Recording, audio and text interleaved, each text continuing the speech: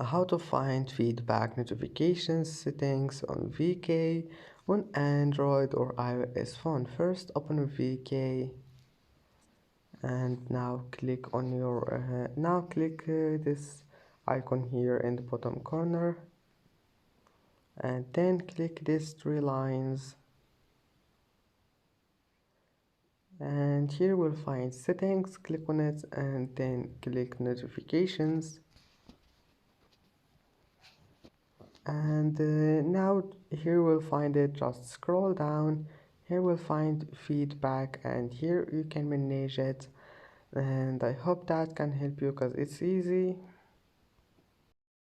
And that's it for today's video. If you like this video, please don't forget to like and don't forget to subscribe, and thank you for watching this video until the end, and see you in the next video.